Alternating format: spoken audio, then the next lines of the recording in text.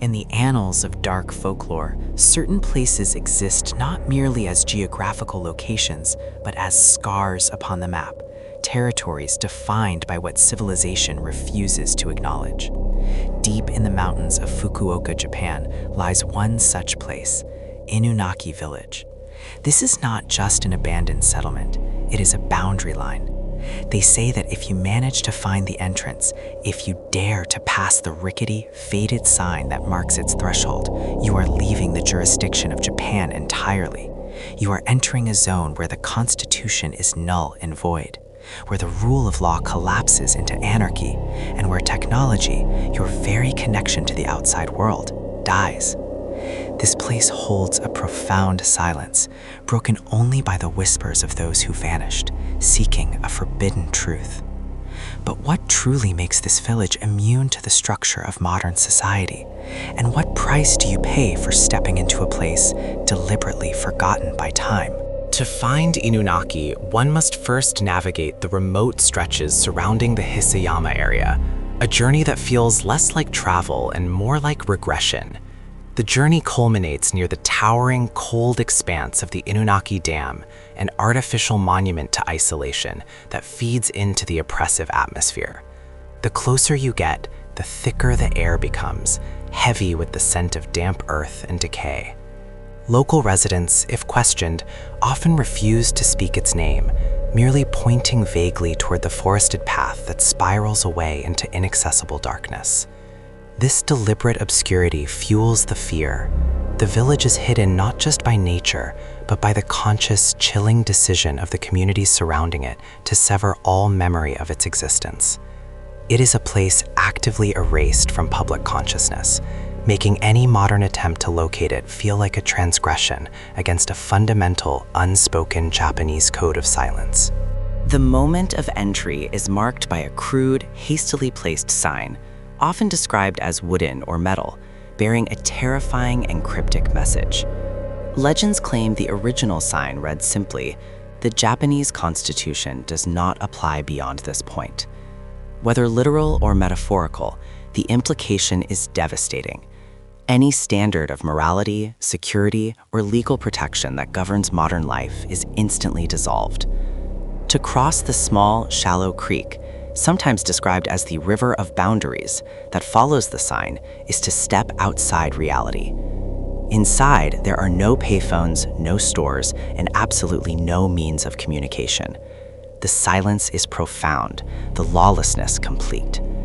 This forbidden barrier serves as a psychological trigger, reinforcing the legend that beyond this point, humanity reverts to its primal, violent state, far from the reach of police sirens or emergency services. Before reaching the alleged village itself, travelers must confront the Inunaki Tunnel, the old path, now sealed off and shrouded in myth. This passage, often dubbed the Old Inunaki Tunnel, or Q Inunaki Tunnel, is the physical manifestation of the boundary. The entrance is often bricked up or barricaded, sometimes bearing scorch marks or graffiti left by those who tried and failed to trespass. The air within the tunnel, even near the entrance, is described as bone-chillingly cold, carrying the faint metallic scent of decay and stagnation. It's here that many supposed victims of the village met their fate long before they even reached the houses.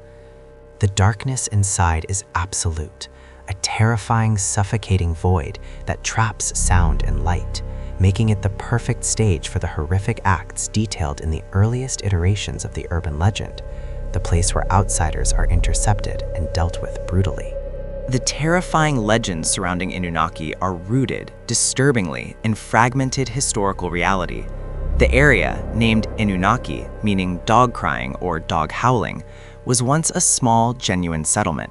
However, it was exceptionally isolated, even for 17th century Japan. Cut off from main routes and facing increasingly harsh economic conditions, the village experienced profound hardship and internal strife. It was officially abandoned and dissolved decades ago, becoming nothing more than dilapidated ruins consumed by the forest. The true horror isn't just the isolation, but the implication that this settlement, struggling to survive and completely reliant on itself, developed its own cruel, insular rules long before modern law could reach it. This historical abandonment created the perfect narrative vacuum, allowing the seeds of a lawless medieval society to grow into the terrifying supernatural myth we know today. The modern urban legend gained widespread notoriety in 1999 following a specific, brutal incident that occurred near the old tunnel entrance. A group of young men were driving near the tunnel when they spotted a sign that seemed oddly out of place. Curiosity overriding caution, they stopped. A few hours later, a young couple driving along the same road reported finding one of the men severely injured and dazed, covered in blood, claiming his friends had been dragged away by shadowy figures emerging from the tunnel mouth. Subsequent police investigations were brief and yielded little evidence, fueling the public perception of a cover-up, or worse, confirming that this territory truly was outside their purview. The story became viral, a warning disseminated through early internet forums that those who seek forbidden knowledge often pay for it with their sanity or their lives, never to be seen again. Within Inunaki, the very fabric of reality is said to shift, reflecting the absence of ordered society. There are countless reports claiming that clocks stop working immediately upon entering the village boundaries, or that the batteries in phones and flashlights drain within minutes, regardless of their charge level. This phenomenon serves to isolate and disorient trespassers, leaving them vulnerable to the primal dangers lurking within. Without the structures of time and technology, the psychological defense mechanisms we rely on quickly deteriorate. Furthermore, the supposed inhabitants, who may or may not be the descendants of the original settlers, or something far worse, are believed to have developed their own grotesque form of justice, fueled by centuries of isolation and a desperate, self-contained need for control. Here, there is no appeal, only immediate barbaric judgment. The true sensory horror of Inunaki is tied to the soundscape. Visitors often report hearing the distinct high-pitched crying or howling of dogs, a chilling echo of the village's namesake. But far more disturbing are the human sounds, faint, desperate screams echoing through the dense woods, appearing to come from no discernible direction. These are sometimes attributed to the lingering spirits of the victims, trapped between worlds, forever crying out for help that will never come. The village itself is characterized by structures slowly melting back into the earth, rotting wooden buildings, scattered remnants of primitive tools, and wells rumored to be filled with unspeakable things. This overwhelming atmosphere of physical decay, combined with auditory torture, suggests a place fundamentally tainted by suffering, a ground zero for despair, where the pain of the past actively hunts the present. Despite the severe warnings and the chilling stories, the legend of Inunaki has naturally drawn the morbid curiosity of modern explorers and ghost hunters.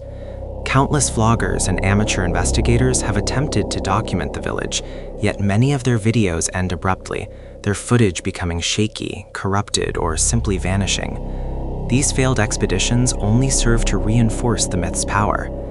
Skeptics argue that the village's current inaccessibility is due purely to overgrown terrain and the difficulty of locating the true ruins, intentionally confused with the more easily accessible, sealed tunnel. However, the consistent pattern of technological failure, combined with the reports of sudden disorientation and deep, inexplicable fear experienced by those who have successfully penetrated the outer layer, suggests something far more calculated than simple neglect is at play, guarding the secrets within. While the Japanese government and local police officially dismiss Inunaki as merely a collection of urban legends surrounding an abandoned settlement, their actions often contradict this official stance. There have been numerous reports of aggressive police patrolling the perimeter roads, specifically targeting groups lingering near the dam or the old tunnel entrance, warning them sternly about trespassing on dangerously unstable land. This intense scrutiny, often coupled with vague warnings about the hazards within, only fuels the public's imagination. Why such dedicated effort to enforce boundaries around a place that supposedly doesn't hold any real danger? It suggests a deep-seated institutional knowledge that something horrific occurred here, whether criminal or paranormal. And the easiest way to contain the secret is to discourage any further inquiry, allowing the protective layer of myth to do the work of concrete walls and armed guards. The enduring power of the Inunaki legend lies in its psychological precision. It taps into our deepest fears, the loss of control, the dissolution of law, and the terror of being truly and permanently forgotten. The village stands as a chilling metaphor for the dark corners of humanity that civilization desperately tries to suppress. It represents the ultimate fear that if the structures holding society together were lifted, brutality would rush in to fill the vacuum. Whether the danger is a group of feral, isolated people, a supernatural entity trapping souls, or simply the destructive force of isolation itself, the outcome remains the same. Inunaki promises irreversible transformation or total annihilation for those who dare to seek its truth.